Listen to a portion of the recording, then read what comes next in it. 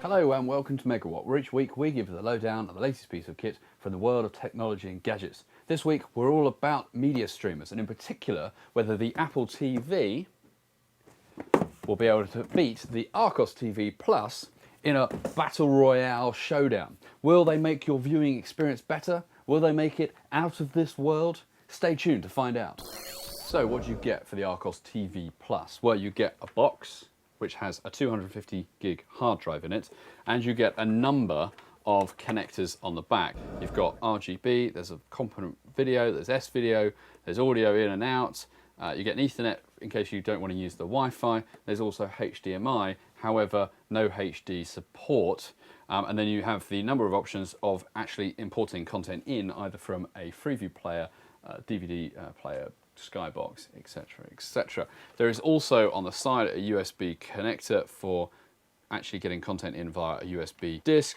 or putting it out so you can connect it to your PC and transfer content from there as well. In addition to that, you get a remote that looks like so, with a QWERTY keyboard on it and an array of buttons which are mostly confusing as to what they actually do. Apple's Apple TV is a considerably simpler affair with no buttons whatsoever on the design. And the options at the back, all you get is for output, you get a HDMI, video, RGB, and audio, and an optical audio, and there's no way of getting content in, like the Archos TV Plus, to record television off your Freeview or Sky Plus box, and there's no S-video out support either. There is Ethernet in case you don't want to use the Wi-Fi included in the device, and there is a USB socket, but before you get excited about being able to plug in your own content from a USB stick, don't. It doesn't support it. It's purely there in case Apple want to use it for updating the facility later. When it comes to video on the Apple TV, there are a number of options to you. You either have movies, you have TV shows, you have podcasts, or you have YouTube. Now in the UK there's pretty limited service because we don't have the movie rentals that they do in the US. So you don't get rentals, you don't get the ability to buy movies, and that's something Apple say will come later, but at the moment they're still trying to work out all the licensing agreements around the UK. But that doesn't stop you accessing trailers to watch. It's pretty quick,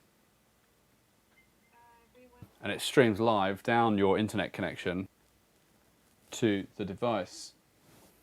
Now, TV shows are popular in the UK, so from here we can look at the top TV shows.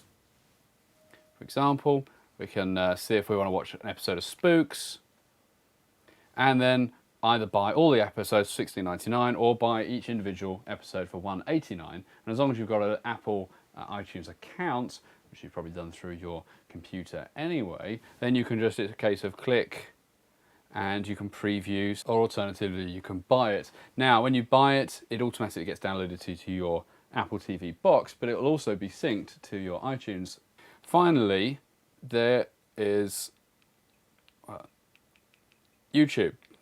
So here you can view featured, you can view most viewed, and again, you can't have access to the entire YouTube collection, but you can get access to the most popular videos. Now, as you can see, we're watching this on a 40-inch television. The quality on the YouTube videos isn't great, and that's Apple TV doing video. When it comes to video on the Archos TV Plus, you have two options. One is a video player, and the second is a content portal. Now, the content portal allows you, very much like Apple TV, to buy content from the player on the go. However, you'll need to register the player first before online using a PC before you can actually do that. If we go back, now video, there's some video in here. You get, it's very much a PC interface, and it's certainly not as attractive or as exciting, so to speak, as the Apple TV GUI. Video is listed here, and you can choose content, for example, loads the file, and go up.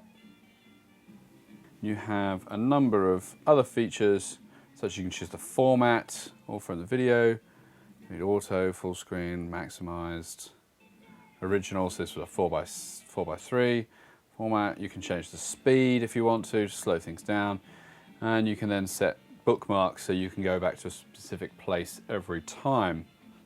Interestingly, with the Archos TV Plus as well, you can also import content. So if you've got a Sky Plus box or a Freeview box, you can actually record from that directly onto the Archos player. However, you will need to buy the optional extra EPG, electronic program guide, to be able to record, to have access to the Sky functionality. And that is video on the Archos TV Plus. We love Last.fm. Why do we love it? Well, put simply, it's just a great service. I mean, it allows you to put an artist's name in and then for it to create a playlist of a load of tracks you've probably never heard of, but all sound like your favourite artist. How cool is that? Plus to the fact that it's free, plus to the fact that it's online, plus to the fact that you can get widgets for everything, dashboard, desktop, all the other stuff. What's not to like? It's that cool. And that's why we love Last.fm. When it comes to photos on the Apple TV, again, the graphic interface is quite tasty. You basically have the option to look at My Photos. Photos are scrolled through on there. You can then have them play as a slideshow with different effects coming through. You can choose to have settings, so you can either have the music on or off, or you can shuffle photos, you can have the music shuffled. You can have something called Ken Burns effect, where it pulls in and out as you saw there. You can change the transitions. All very simple, all very easy, all done via the small remote control.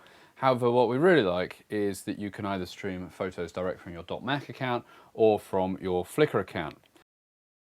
On top of that, when the Apple TV goes into sleep mode, you automatically get a screensaver of all your photos cascading down the screen. Now, this is either a good thing or a bad thing, depending on what photos you have in your iTunes account. When it comes to photo on the Archos TV, it's a slightly different approach. It's quite interesting. You can either browse by date, browse by date, or select certain folders that you've automatically stored onto the drive itself. Images can also be scrolled through here, as you can see, giving you a little bigger thumbnail each time, and you can obviously view images full screen as such. Pressing the menu option gives you the ability to rotate the image.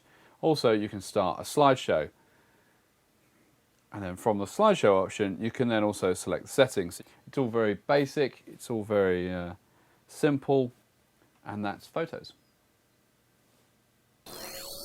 We hate proprietary adapters. Okay, what am I talking about here? I'm talking about when you've got a phone, like a Sony Ericsson phone for example, you want to plug your headphones in because hey, your headphones are nice, they're comfortable, you like them, they sound good, and then you go to do that in the machine, and of course what's the matter? You can't, because they use a proprietary headphone socket that you have to buy specifically off Sony Ericsson. And Sony Ericsson aren't the only people to do this. In fact, there's lots of people. You know, it's like phone chargers. What the hell's that about? Why can't you just make a simple, standardized, universal phone charger adapter that will work on any phone? Oh no, because then we wouldn't be able to charge you excess amount for buying our specific model. And it's very frustrating. And that is why we hate proprietary adapters.